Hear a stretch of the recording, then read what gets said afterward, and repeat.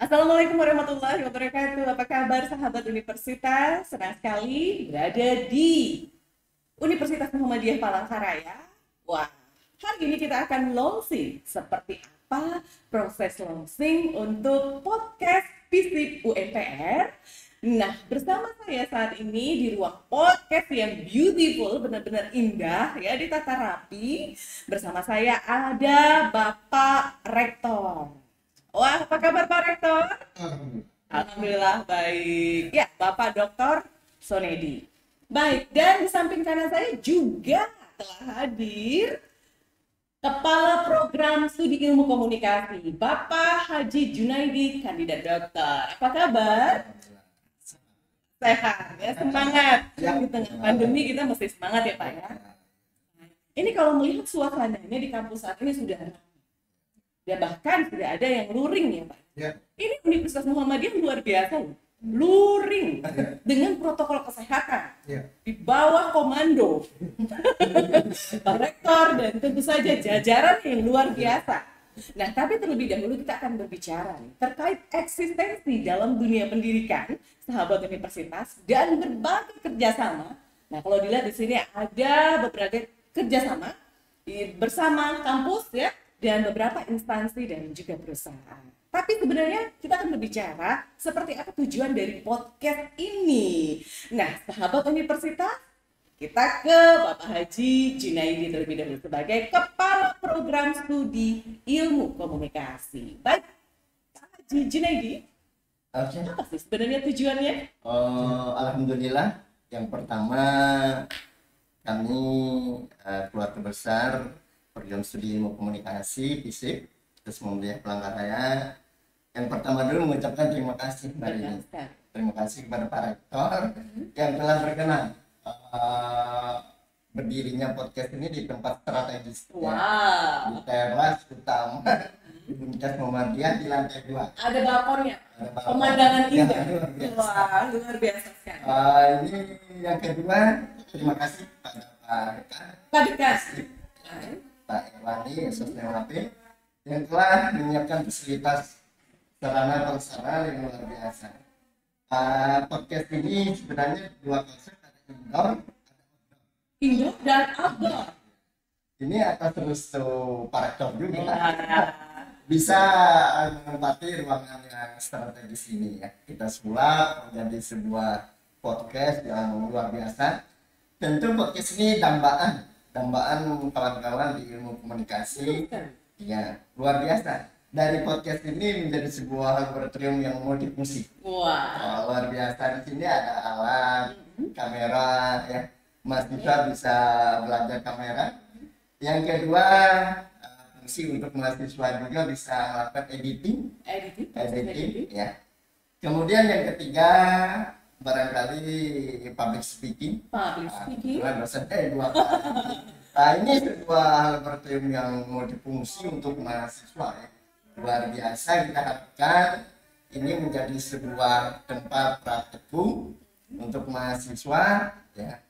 Soalnya ilmu komunikasi itu tanpa ada podcast, tanpa ada web, tanpa. Bagaikan dosen tanpa ada Scopus. Oh my god. Sahabat universitas luar biasa sekali. Nah, nanti main-main ya. Pasti tempat ini indah sekali. Sebelah kanan kelihatan masjid kita, Masjid Muhammadiyah ya. Sebelah sini juga, wah, kalangan tentu saja akademisi yang beraktivitas proses belajar dan mengajar. Baik, luar biasa apresiasi Pak Rektor. Tadi sudah disampaikan oleh Kaprodi kita, Pak Rektor. Nah, tadi tujuannya panjang lebar. Sahabat universitas tentu pengen tahu ini ya, seperti apa nanti berlanjutnya untuk podcast ini dan programnya seperti apa, Pak Rektor? Baik, Assalamualaikum warahmatullahi wabarakatuh. Waalaikumsalam. Selamat pagi untuk semuanya. Podcast ini kan memang ya diperuntukkan bagi fakultas untuk mempromosikan, tidak hanya mempromosikan fakultas prodi yang ada di lingkungan Fakultas Ilmu Sosial dan Ilmu Politik, tetapi semua fakultas yang lain pun bisa memanfaatkan podcast ini. Dalam artian yang lebih luas, dia bisa mempromosikan ya apa saja keunggulan dari masing-masing program studi atau fakultas, sehingga bisa menjadi daya tarik bagi masyarakat, bagi orang tua untuk menyekolahkan anaknya atau melanjutkan studi anaknya di Universitas Muhammadiyah Palangkaraya. Dan ya, saya memberikan apresiasi kepada teman-teman fakultas yang sudah menyelesaikan ruangan ini, termasuk nanti mungkin seperti disampaikan tadi oleh Pak Junai, ketua program studi tadi, ya bisa memanfaatkan latar di luar itu nanti bisa dimanfaatkan juga untuk kegiatan-kegiatan podcast. Tidak hanya mahasiswa ilmu komunikasi, tetapi juga mahasiswa-mahasiswa yang lain pun yang berprestasi ya bisa memanfaatkan ini. Ya, tergantung nanti siapa yang mengelolanya oleh fakultas. Jadi sehingga ya bisa dimanfaatkan oleh seluruhnya. Misalnya ada mahasiswa yang berprestasi, maka nanti bisa dipanggil untuk berbicara di podcast ini, kemudian ya bisa menyampaikan banyak hal tentang universitas, tentang prestasi yang sudah didapat oleh masing-masing mahasiswa. Ini dalam rangka penyampaian informasi supaya masyarakat juga bisa tahu ya, Pak? Ya, dalam rangka penyampaian informasi itu supaya masyarakat tahu keberadaan Universitas Muhammadiyah Palangkaraya itu seperti apa, prestasi yang sudah diraih oleh Universitas Muhammadiyah Palangkaraya seperti apa, gambaran tentang masing-masing program studi yang ada di Universitas Muhammadiyah Palangkaraya itu seperti apa, baik yang berkaitan dengan akreditasi, pelayanan akademik dan yang lain yang bisa kita manfaatkan ini, karena ini akan kita yang sebarluaskan melalui media informasi seperti YouTube, Instagram dan yang lainnya, sehingga nanti bisa semua masyarakat yang menggunakan media sosial saat ini bisa tahu tentang keberadaan itu. Di bawah kepemimpinan Pak Rektor, sahabat universitas, ini nampak kemajuan UMPR ini luar biasa sekali. Nah, Bapak, ini seperti apa Bapak memanagenya dan seperti apa proses penerimaan mahasiswa baru? Ya tidak saya sebenarnya. Semua komponen itu bekerja dengan baik. Itu saja di universitas ini kan ya apalah rektor gitu kan, kalau tidak didukung oleh semua komponen, semua sumber daya yang ada itu tidak akan menjadi apa-apa. Saya hanya memberikan alur jalannya seperti ini, cara berpikir kita begini supaya sama-sama maju. Jadi ya membuat kebijakan-kebijakan yang bisa diterapkan secara menyeluruh oleh teman-teman, baik itu lembaga, biro, fakultas dan yang lainnya, sehingga secara beriringan apa yang menjadi hayalan semuanya itu bisa tercapai secara menyeluruh gitu kan. Ya rektor itu apalah gitu kan, seorang sonedi misalnya kan tidak akan bisa memanajemen secara baik supaya teman-teman bisa ya memiliki mimpi yang sama untuk memajukan dan meningkatkan pelayanan kepada masyarakat untuk Universitas Muhammadiyah Palangkaraya ini. Itu aja sih. Ini impian sahabat universitas terwujud. Saya membaca beberapa followers, terlebih di akun pribadi saya yang menyampaikan ketika itu saya posting, luar biasa sekali. Sekarang wah, Visip sudah punya podcast. Ini impian dari semua mahasiswa dan bahkan juga prodi yang lain. Seperti itu. Mungkin saya ke prodinya terlebih dahulu. Seperti apa? Ini kan sebuah momentum bersejarah sebenarnya. Bersejarah. Wah, luar biasa sekali. Atmosfer ya. Soalnya memang ada podcast yang lain seperti BT, segala itu. Ini menjadi sebuah atmosfer, menjadi satu kesatuan. Menyampaikan ke dunia luar. Bagaimana sih sesungguhnya UMPR itu. Kalau dari FISIP silakan dari bagaimana sesungguhnya. Di FISIP itu kan ada 3 program studi, ada MAP, ada akuntansi negara, ini aplikasinya semua, kemudian ada ilmu komunikasi. Nah dari sinilah kita harapkan menjadi gaung ya. Gaung sekateng bahkan Kalimantan, bahkan secara nasional ya. Secara nasional bahwa UMPR ini semakin maju. Kemudian banyak program studi menawarkan beasiswa. Mungkin tadi disampaikan oleh Pak Rektor. Jadi podcast ini sebenarnya tidak hanya untuk komunikasi saja. Bahkan kita barangkali Pak Rektor ya ada misalnya mitra-mitra kita ya. Gitu. Kita ada beberapa mitra Pak Rektor ya. Nah, itu nanti dipersilakan. Oke. Nanti kalau si Pak Rektor juga kalau ada yang ingin jadi gubernur menyampaikan visi Berarti komunikasi politiknya juga jalan. ini kan bisa dari sini ya, kita tentu dengan asas keadilan ya, apa aja dengan ketentuan misalnya dari Bawaslu, KPU ya kan, menjadi mercusuar ya. Baik, luar biasa ini bahasanya Pak Prodi. Ini Luar biasa. ini semakin cemerlang Amin. dengan ada beberapa podcast termasuk yang dari PCP. Oke, baiklah. Ini live YouTube, jadi masyarakat dunia menyaksikan menjadi penyiaran kita di podcast hari ini. Pak Rektor, seperti yang disampaikan di awal, ini terlihat setelah tadi saya menaiki tangga satu persatu. Wah, mahasiswa sudah mulai, tapi dengan protokol kesehatan peduli lindungi tadi, ya. Saling peduli dan saling melindungi. Nah, dilaksanakan berapa persen untuk luring dan berapa persen untuk daring? Nah, kalau proses pembelajaran itu kan gini, ceritanya kan agak panjang gitu. Karena kita kan sudah 2 tahun tidak pernah tatap muka cuma hanya melewat media sosial seperti Zoom dan yang lainnya yang dilakukan oleh dosen kan kepada mahasiswa. Itu yang pertama, dan melihat perkembangan itu dan perkembangan dari COVID-19 juga sudah mulai landai, maka pada semester genap ini saya memutuskan untuk kita melakukan proses pembelajar mengajar itu melalui luring.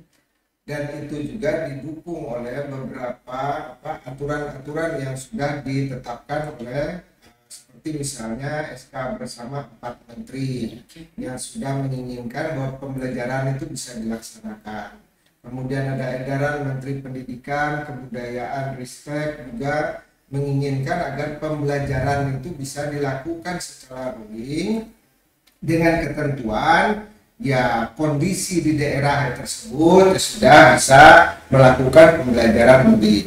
Dan kita alhamdulillah karena kondisi di tempat kita saat ini sudah mulai melandai, kita tidak melihat zonanya gitu, tetapi melihat perkembangan COVID secara menyeluruh saja. Ya maka kita akan melakukan pembelajaran walaupun saat ini masih ada sebagian dari dosen dan mahasiswa yang memang ada yang masih kehati-hatian, jadi tidak mengambil untuk pembelajaran secara luring, tetapi dia mengambil daring. Dan alhamdulillah banyak mahasiswa kita yang antusias untuk melakukan pembelajaran secara luring, apalagi mereka yang semester 2 misalkan semester 4 saat ini yang memang belum pernah duduk di kursinya atau menjadi mahasiswa ya, menjadi mahasiswa yang kemarin mahasiswa media mana saat inilah mereka merasakan jadi mahasiswa itu, sehingga saat ini kalau ada dosen yang memang mau full masuk ya silahkan full masuk, tidak dipaksakan, tapi ada dosen yang juga masih ragu-ragu karena situasi COVID ini misalnya ya hanya melakukan lewat daring juga ya silakan, tetapi memang semester ini adalah bagian dari uji coba kita untuk melakukan pembelajaran secara luring dan daring. Tapi semester depan kemungkinan besar kita akan full kalau melihat kondisinya sudah mulai melandai, bahkan sudah dianggap oleh pemerintah misalnya COVID ini tidak lagi pandemi tetapi endemi. Nah, itu kan sudah memberikan keluasan kepada kita. Itu mudah-mudahan kita doakan itu gitu. Dan inilah sebenarnya yang memang harapan dari kita, karena kita mendidik itu kan tidak hanya mendidik pada sisi pengetahuan, tetapi kita memberikan bekal yang lebih luas kepada para mahasiswa kita. Jadi dalam artian ya kita tidak mungkin mendidik seseorang hanya melalui media sosial atau media maya ini. Kalau mendidik ilmu pengetahuannya mungkin ya, tetapi mendidik secara karakter ini yang kita susah. Kan perlu ketemu, melihat model orangnya seperti apa dia pada saat menerima pelajaran kita. Nah ini kan bagian dari gambaran bagi dosen juga untuk memberikan penilaian. Selama ini memberikan penilaiannya kan ya mungkin teman-teman dosen termasuk saya juga ya membayang-bayangi orangnya saja. Nah, kalau ketemu secara langsung dengan orang namanya si A ini ya, kita tahu karakter orang, gayanya pada saat di kelas bagaimana, dia ngomongnya bagaimana, ini kan tahu, sehingga kita mudah untuk memberikan penilaian. Oh, si A ini kemarin aktifnya begini, maka ada nilai plusnya karena dia aktif. Oh, yang satu ini pendiam dari awal sampai akhir perkuliahan nggak pernah ngomong, ada nilai. Nah, ini yang harus kita lakukan. Swasta itu kan kalau tidak dekat dengan mahasiswanya maka nanti akan habis mahasiswanya. Jadi kita beda dengan negeri, kan negeri itu yang ngajar atau tidak mengajar ya orang pasti, karena asumsi orang kan karena dia negeri maka dia ada nilai plus negerinya itu. Jadi kalau kita tidak ada hubungan sama sekali, hubungan batin antara kita dengan mahasiswa, antara universitas dengan mahasiswa, ya maka nanti akan susah bagi mereka untuk menyampaikan ke masyarakat seperti apa sih sebenarnya Universitas Muhammadiyah Palangkaraya itu. Walaupun dia kuliah di UMP, tapi dia tidak tahu sama sekali UMP itu seperti apa. Ini yang kita hindari. Maka terlalu lama, saya rasa 2 tahun itu sudah kita lakukan proses pembelajaran dengan cara seperti itu. Jadi apalagi kalau berlarut-larut nanti tiba-tiba ada mahasiswa yang tidak pernah duduk, tiba-tiba lulus. Ya, malah belum pernah merasakan jadi mahasiswa, tiba-tiba sudah pegang ijazah. Ya, dan rasanya tidak kenal, bukan tipe kita, gitu kan? Bukan tipe perguruan tinggi kita yang hanya orang duduk bisa dapat ijazah, gitu kan? Ya kenapa tidak disuruh aja duduk aja, kamu beli saja. Tapi kita kan tidak, itu tujuan kita hanya menyampaikan banyak hal kepada mahasiswa, tidak hanya pengetahuan tetapi juga berkaitan dengan ya integritas dan seterusnya, itu juga kita sampaikan. Baik. Jujur Pak Rektor, ketika saya masuk ke dalam ruangan ini, saya merasa sangat bersemangat sekali. Nah, ini satu terobosan tentu saja Pak Rektor ya, luar biasa bagi Universitas Muhammadiyah Palangkaraya, khususnya FISIP UMP. Nah, boleh dong ke kaprodinya, prestasinya apa nih yang sudah diraih selama ini? Mungkin ada beberapa yang menjadi kebanggaan tersendiri, baik dari segi penelitian, prestasi di luar dan sebagainya. Alhamdulillah kalau kita lihat, pertama kita mencoba prestasi itu dari akreditasi dulu Pak Rektor ya. Alhamdulillah ketika pertama akreditasi ilmu komunikasi ini kan mulai dari 2015 berdiri, kemudian berikutnya dilakukan akreditasi, alhamdulillah dapat status B ya. B ya. B itu setara dengan baik sekali kalau dengan SK. Baik. Itu alhamdulillah. Kemudian prestasi beberapa dari mahasiswa kita, ada yang akademik, ada non akademik, misalnya lomba bahasa Inggris misalnya. Lomba bahasa Inggris ada beberapa mahasiswa kita. Kemudian prestasi yang lain seperti pencak silat itu non akademik ya. Itu ada beberapa yang berprestasi. Nah, mudah-mudahan kita dari sekarang memacu ya, supaya tidak putus ya di tingkat nasional. Kemudian kalau bisa ada sebuah tim karya ilmiah yang bisa tembus juga ke tingkat internasional ya. Ini dalam rangka mendukung penguatan akreditasi selanjutnya, karena 2025 itu akreditasi lagi, akreditasi untuk ilmu komunikasi. Itu hanya fisik saja, belum lagi prodi-prodi yang lain. Ini akan panjang waktu kita, karena pagi hari ini kita akan segera launching, tapi sebelumnya masih ada nih kiat dan trik. Siapa sih yang tidak pengen jadi pemimpin? Nah, Pak Rektor boleh dong sampaikan suka dukanya menjadi seorang rektor. Oke, ini penting nih. Ini kita tariknya. Ini kita bercerita ya, sahabat universitas di podcast ini. Dan ini belum pernah terungkap di publik ya. Ini sahabat universitas terungkap di publik. 3 tahun menjadi rektor ya. Banyak prestasi juga sebenarnya sudah kan. Ya prestasi kan bukan prestasi rektor. Tapi di komandani gitu. Ya. Nah, jadi rektor itu memang semua orang kan pengen sih. Ya. Walaupun ya tergantung nasib sebenarnya. Bukan hal yang mudah tentunya. Tapi begini, berkaitan dengan suka dan duka itu kan sudah pasti. Tapi kita kan kalau saya biasanya ya melihatnya ada pada sisi yang baik semua saja, supaya ya menjalankan tugas itu dengan dengan ikhlas, sehingga muncul kebahagiaan. Apapun yang kita rasakan kurang baiknya itu ya menjadi baik saja. Rektor dulu pernah menyangka nggak suatu saat jadi rektor? Nah, itu dia. Oke, ini sahabat universitas, jadi jangan kemana-mana. Ya, ingin itu mah ada gitu. Tapi kan belum semua orang tidak menyangka. Dan kita akan menjalankan hidup itu ya seperti yang tadi. Tapi satu yang menjalankan hidup itu, jangan sampai memang harus kita arahkan kehidupan itu. Kalau saya dulu kan misalnya berkaitan dengan sekolah saja, misalnya melanjutkan studi itu. Cuma satu aja tujuan saya melanjutkan studi itu untuk memperbaiki kehidupan saja. Jadi nggak ada perbaiki kehidupan. Luar biasa. Saya yakin apa yang dijadikan oleh Allah itu bahwa orang yang memiliki pendidikan ataupun ilmu pengetahuan yang lebih itu akan diangkat oleh Allah derajat.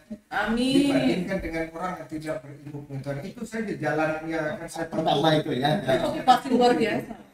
Nah kemudian ya saya orang masih belum ingin S2 misalnya di UM Palangkaraya dulu kan satu-satunya dosen tetap itu kan cuma saya awalnya.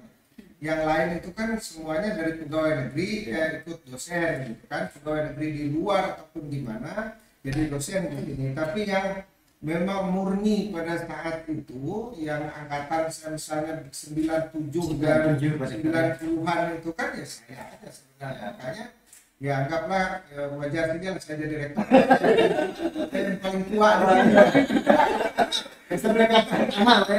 dengan senioritas. Ya walaupun tidak semua senior itu bisa menjadi rektor. Tergantung bagaimana yang lain. Nah ini yang ya itulah yang menjadi yang sebenarnya. Karena ya tadi bahwa pendidikan itu bagi saya bagaimana merubah hidup saya. Merubah hidup. Ya kalau saya hanya cuma S1 ya begini-beginilah kehidupan saya kalau S1 gitu. Karena saya merasakan begitu.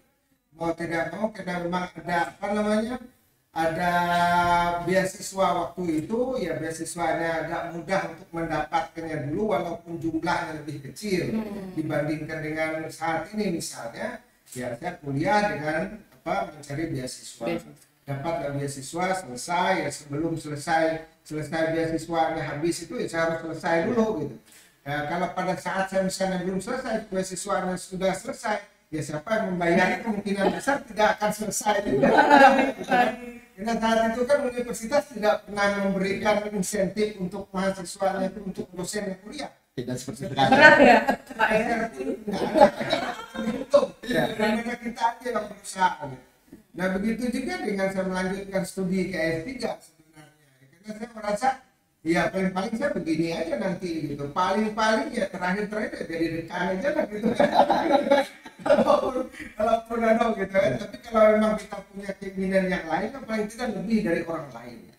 Dari sisi pendidikan gitu kan itu saja gitu. Makanya saya melanjutkan lagi studi walaupun tertatih-tatih juga ekonomi karena sampai saat itu pun sampai saya masih 2008 itu kan. 2008? Ya saya selesai itu 2011. Baik, 2011. Iya 2000. Ini perjuangannya panjang sekali Pak. Ya, jadi 2011 saya selesai S3 itu. Nah 2008 saya masuk itu kan. Ya karena dengan beasiswa juga gitu. Saya tidak beasiswa ya beasiswa BPPS namanya dulu. Jadi dapatnya berapa lah sekitar ya 3 atau 4 juta lah saya itu juga dibayar 3 bulan sekali atau yang lain gitu. Sesuai dengan keinginan SPP walaupun di dalam BPS itu kan ditanggung juga ya. Dan itulah yang harus menghidupkan empat orang lah paling tidak kan gitu kan. Ada 2 anak 1 istri kan. Kan di sana Pak ya. Ya semua kan Semua dibayar. Jadi istri tidak kerja. Iya. Baik. Itulah yang memotivasi sebenarnya gitu kan ya kemudian kembali dan itu ya bagian dari takdir Allah saja sebenarnya. Suka dukanya beribadah. Kalau suka duka menjadi rektor ini kan ya banyak sukanya sebenarnya. Karena dengan teman-teman kan ya bisa sambil guyon, bisa Iya. sambil walaupun pada tensi yang lain ya saya harus marah juga kan. Kan? Kalau pada saat apa yang sudah kita inginkan bersama itu belum juga terlaksana dengan baik, ya maka ada hal yang salah. Maka siapa yang salah ya? Yang salah itu ya bukannya semuanya sebenarnya, tapi kan perlu untuk kita luruskan secara bersama supaya mencapai apa yang kita inginkan tadi. Ini yang paling tidak itulah beberapa hal gitu kan. Ya kalau dukanya itu kan ya jangan kita lihat banyak hal gitu, tapi ya kita ambil yang sukanya saja lah gitu kan. Karena duka itu bisa kita bungkus dengan kerja bersama sehingga muncul hasil yang secara bersama-sama, sehingga tidak membuat rasa hal yang bisa membuat kita itu kesal dan seterusnya. Baik. Maju lagi, Mbak. Ini mau dibongkar habis-habisan nggak nih? Saya sebenarnya pengen membongkar habis-habisan. Atau Karena dulu nih nampaknya udah grogi nih sahabat universitas. Nah, ini saya nggak nanya suka duka nih ke Kak Prodi. Ya, Perjuangan hidup oh, yang bisa menginspirasi sahabat universitas. Saya nggak menyerah gitu. Awal mulanya karir sebagai seorang kaprodi seperti apa? Karena kita tahu ya, Pak Junai ini sama halnya dengan saya yang latar belakangnya dari media. ya. Nah, seperti apa membentuk karakter dan diri, disiplin untuk bisa eksistensinya selalu berjalan beriringan dengan apa yang menjadi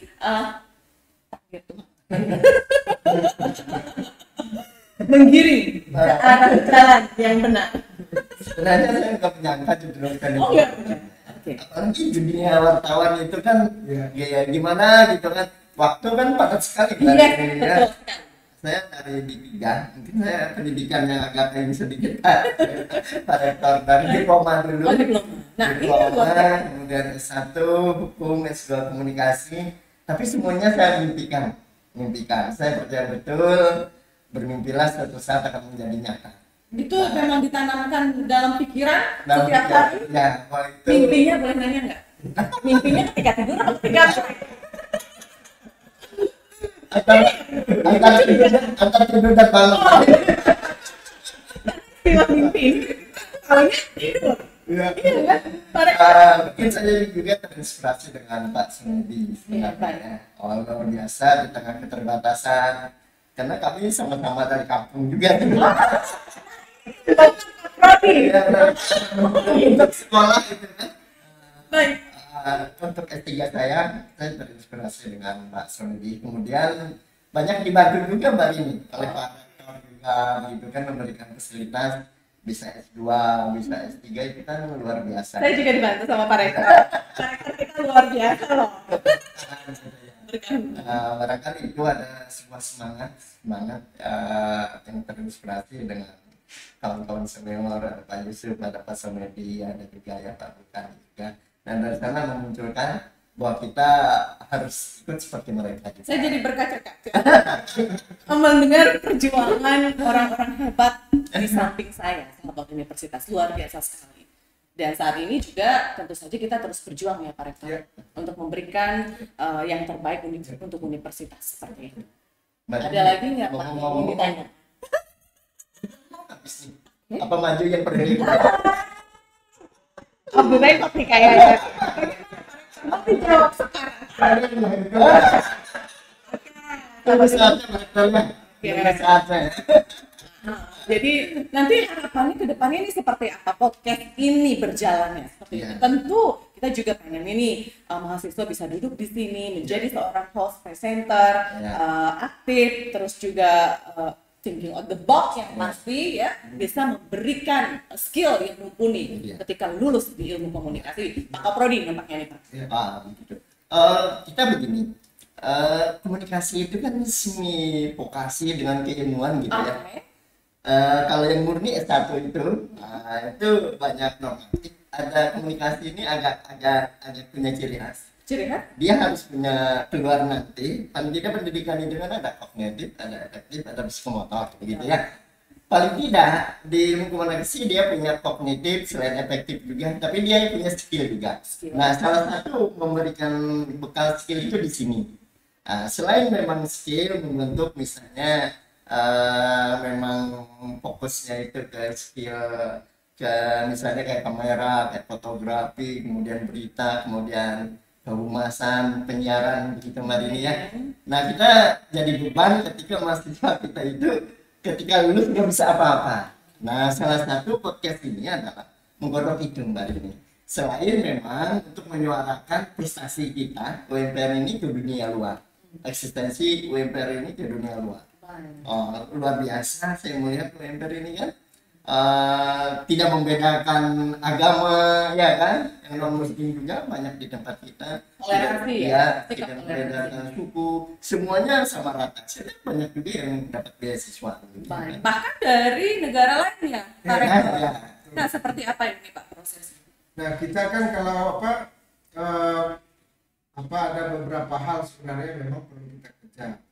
Mahasiswa itu tidak dalam negeri, dan kita juga harus memberikan ruang kepada mahasiswa yang ada dari luar negeri, sehingga kita ya harus bekerja sama dengan teman-teman yang di luar negeri seperti misalnya Thailand, kemudian India, dan beberapa negara yang lain yang bisa menyiapkan mahasiswa supaya bisa masuk di tempat. Dan kita memang ada program untuk beasiswa mahasiswa asing. Ini luar biasa. Nah, ini jadi mahasiswa asing ini kan mahasiswa yang kuliah di tempat kita, mahasiswa asing yang kuliah di tempat kita itu adalah kita beri beasiswa. Kita kita tanggung biaya kuliahnya, kita berikan fasilitas tempat mereka, kita tanggung juga biaya makan mereka. Bisa. Nah, kalau bisa termasuk itu juga kita luar biasa gitu kan, supaya mereka bisa mendapatkan kitas dan seterusnya, kita yang bayar. Karena memang kita berikan fasilitas, termasuk fasilitas kesehatan juga kita berikan, sehingga dia mahasiswa itu merasa nyaman dan merasa aman pada saat dia kuliah. Ada beberapa kan mahasiswa kita ini, ada 3 orang yang dari India. Semuanya mengambil program studi ilmu komputer, kemudian ada sekitar 7 atau 8 orang lagi dari Thailand. Itu juga sudah mengambil program studi yang bervariasi, ada yang pendidikan dan seterusnya. Karena di Thailand Selatan itu memang yang dikejar untuk menjadi guru, maka ada beberapa yang masuk ke ilmu pendidikan. Sudah nanti pada saat pulang mereka sudah bisa mengajar di tempat mereka. Dan alhamdulillah kita kan ya, alumni kita itu tidak hanya alumni di dalam negeri, tapi alumni kita juga di luar negeri. Luar biasa. Itu program perguruan tinggi yang lain itu memiliki alumni yang sudah bekerja di luar negeri. Ya, tapi kita dalam 2 tahun terakhir ini sudah ada banyak alumni kita yang sudah lulus, kemudian mereka bekerja di luar negeri gitu. Mereka banyak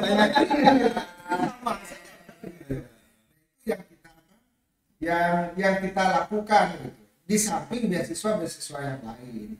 Misalnya beasiswa yang lain saat ini kan untuk penerimaan mahasiswa baru ini ada beasiswa KIP namanya, kan itu dari pemerintah. Baik. Kemudian kita juga meluncurkan beasiswa Duapa.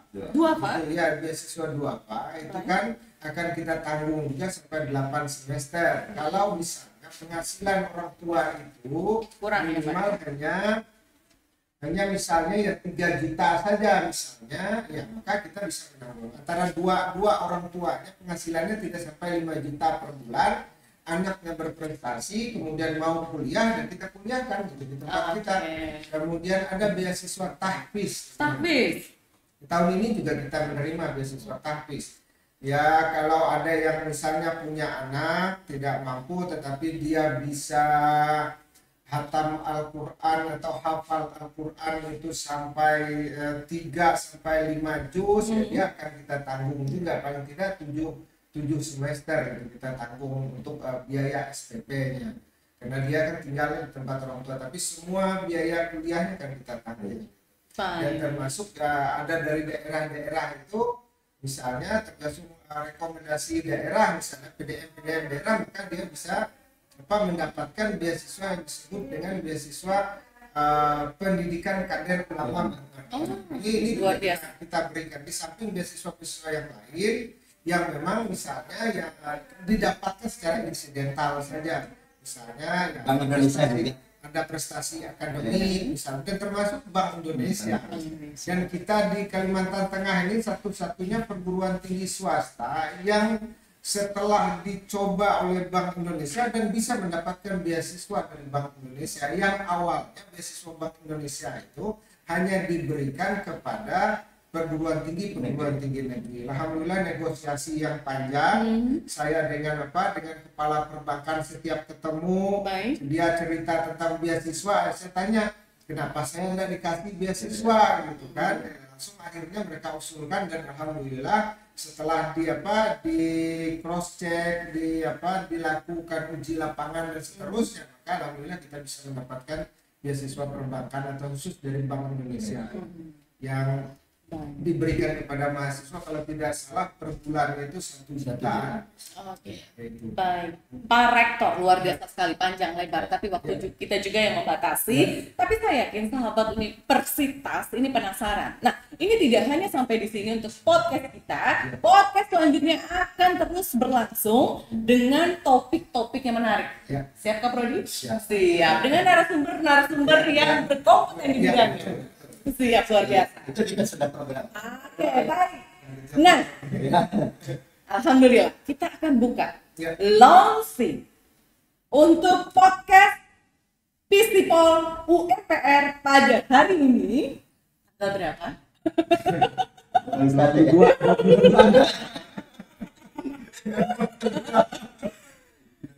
Baik. Silakan, Pak. Baik, dengan mengucapkan Bismillahirrahmanirrahim, maka podcast Fakultas Ilmu Sosial dan Ilmu Politik ini saya buka secara resmi dan bisa dimanfaatkan sebaik-baiknya ke depan. Terima kasih. Terima Terima kasih. kasih Pak Rektor. Terima kasih Pak Rektor, dibuka dengan Bismillahirrahmanirrahim. Podcast ini akan memberikan yang pertama, to information, to education, to entertainment untuk kita semua. Salam Universitas. Ya. Terima kasih Pak Rektor. Terima kasih.